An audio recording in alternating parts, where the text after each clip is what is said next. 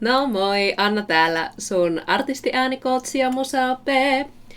Will Ramosin vai Ramosin nimi, kuitenkin hänen nimensä ja Lorna Shoren nimet ovat tulleet kommenteissa pinnalle jo niin kauan ja niin paljon, että mun on pakko nähdä, mistä on kyse.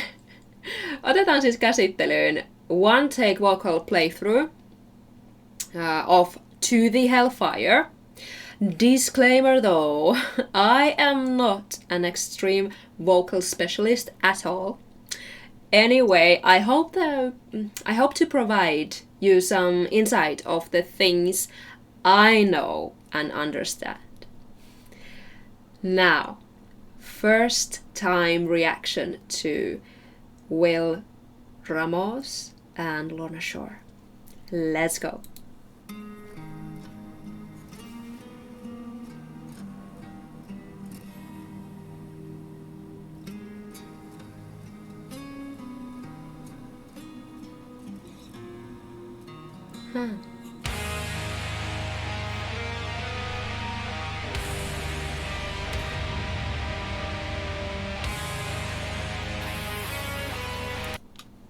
I am already impressed by the way this guy carries himself. I mean, look at that peace and confidence he has.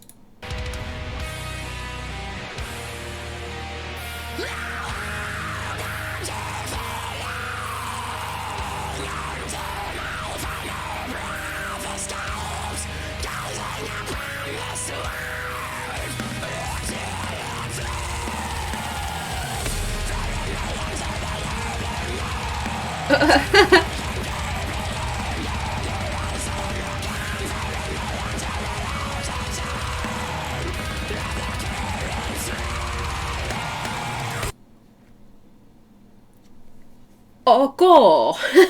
Tähän asti ollaan kuultu käsittääkseni Fry Screamia. Tosi metallista ja kapeaa sellaista. Willillä on edelleen tosi rento ote, niin kuin mä äsken sanoin, ja hän manipuloi vokaaleja tosi mielenkiintoisesti. Puhutaan siitä myöhemmin lisää.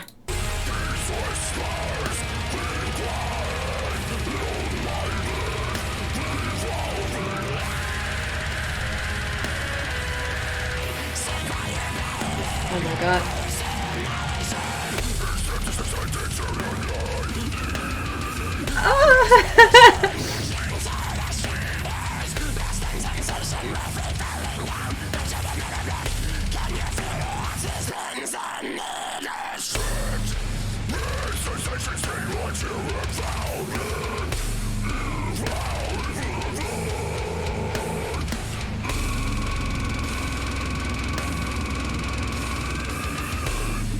Oh my god.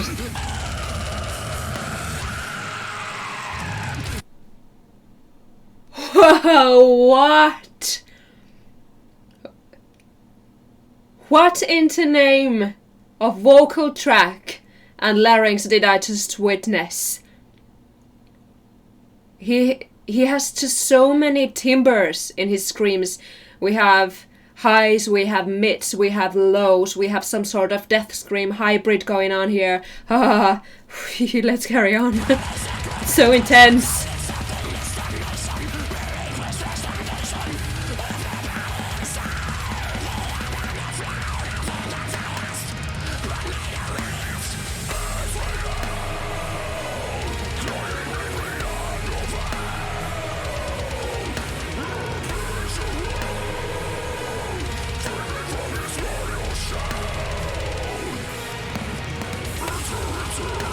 Damn, this is so cool.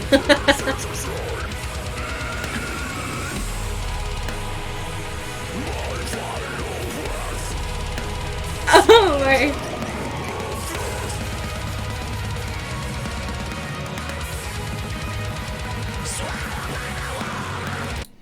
He's just so supported, yet relaxed at the same time. Ei jännitteitä niska, hartia, seudulla.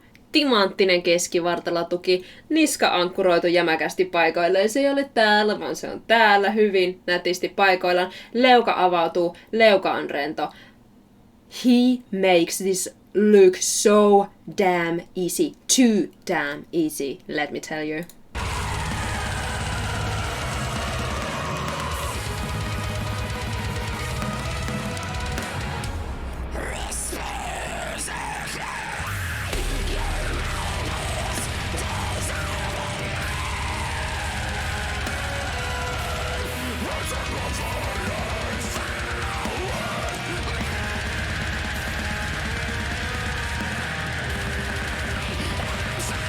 Oh.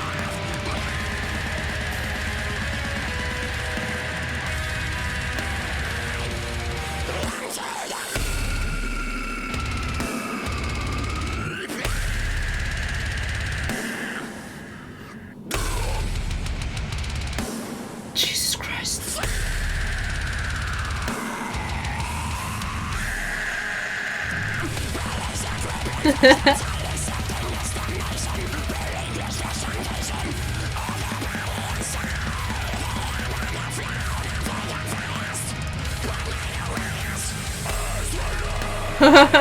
That was such a cool switch.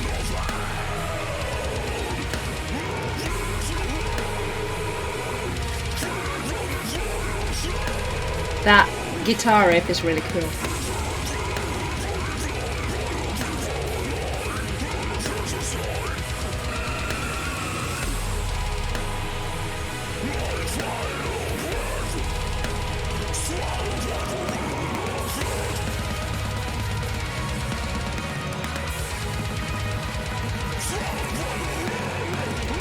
This song has actually a lot of classical feel to it when you look through all that distortion and blast beat, of course. Do you get what I mean?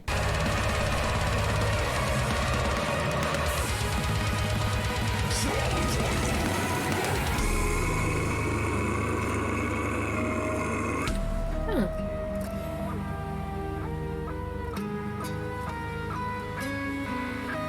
Beautiful. Yeah.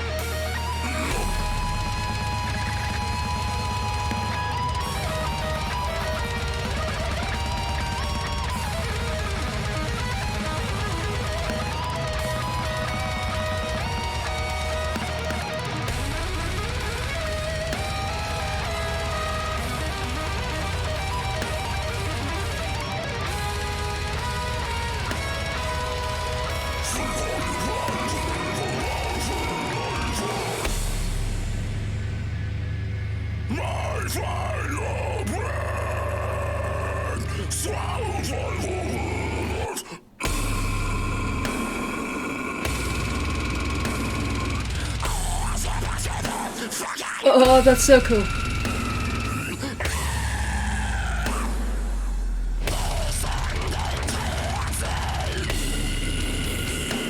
Jesus Christ.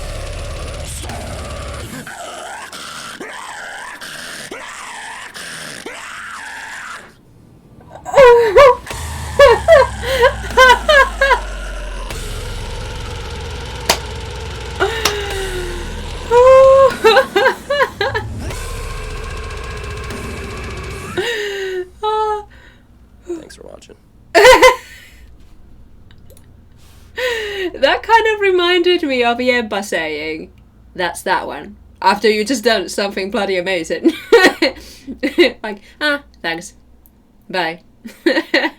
I'll link that Yebba reaction to the description box if you're interested of that. But, oh, well, this one just went crazier and crazier and was one hell of an introduction to Will Ramos and Lorna Shore, for sure.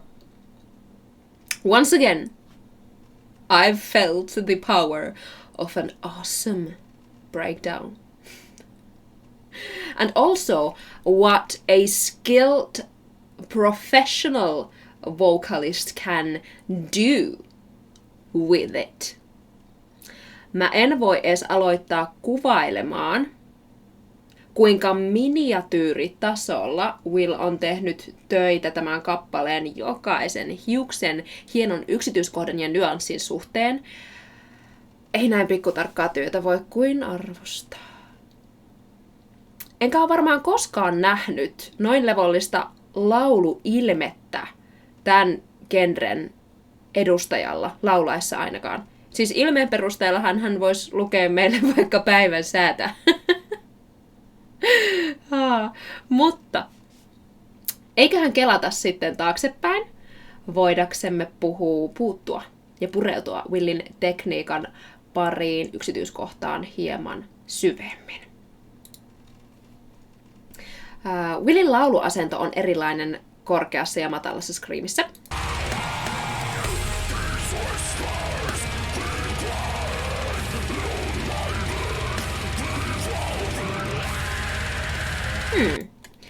Korkeassa screamissä leuka on hieman ylempänä, mikä edesauttaa kapean tilan luontia ääntöväylään. Matalissa screameissä leuka on hieman alempana ja Will ikään kuin kietoo suunsa laulettavan vokaalin ympärille ääntöväylän ollessa auki. In general, lots of space in your vocal track will help you to create lower frequencies and darker tone. When a narrow vocal track is helpful when you want to produce higher and narrower tone or timbre. Let's check this again with this information. Do you see the switch?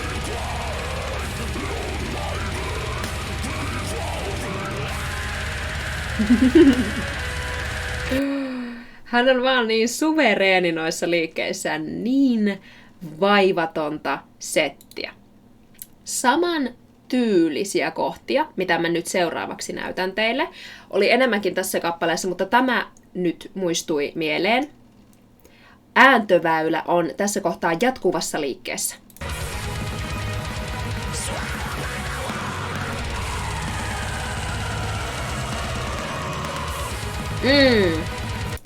Tosi siisti liuku kapeasta tilasta aukinaiseen tilaan, käyttäen hyödyksi ylhäällä kapeaa vokaalia, alhaalla pyöreää. Will myös jatkuvasti hienosäätää leuan asentoaan haluamansa soundia kohti. Kun hän haluaa edelleen kaventaa korkeaa screamia, esimerkiksi jos hänellä on, ja yleensä hänellä on korkeassa screamissä tämmöinen lauluasento, joten siellä on jo leveä vokaali ja ilme käytössä. Hän saattaa kaventaa vokaalia vielä entisestään lisää käyttäen leukaa ja poskipäitä apuna, joten leveästä leveämpään näyttää tältä.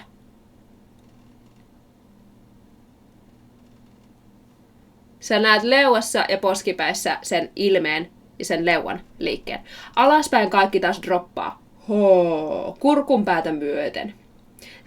Nyt ei kyllä ihan hirmu hyvin näy se kurkunpää. Olisi ihanaa päästä hänen suunsa sisälle. Jos tiedät, mitä tarkoitan. Tuo tuli niin huonolla tavalla ulos, mutta että näkisi hänen äänihuulensa liikkeet, hänen ääntöväylänsä liikkeet, hänen kurkunpäänsä liikkeet, hänen pehmeän kitalaukensa liikkeet ja niin edelleen. Kielen aseman ja muodon muokkaaminen on näissä jutuissa myös erittäin tärkeää. Ja siitä itse asiassa onkin täällä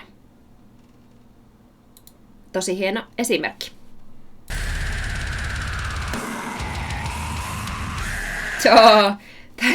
I have never seen a person do that. Vaikka täällä ollaankin korkeammissa screameissä, huomaa, kuinka Willin soundi muuttuu kielenliikkeen mukana. Okei, ilman screamia se kuulostaisi tältä.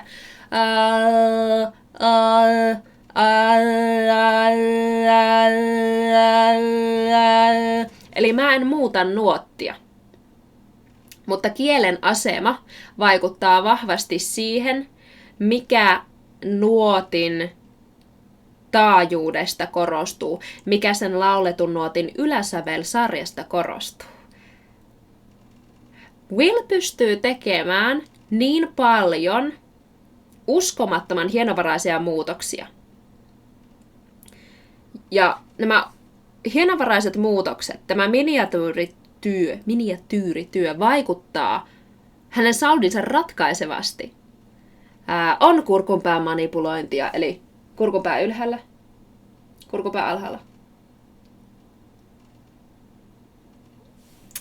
Ja kielen aseman vaihtelu, aukinaista ja kapeaa ääntöväylää, erilaisilla vokaaleilla ja pehmeän kitalain asennoilla.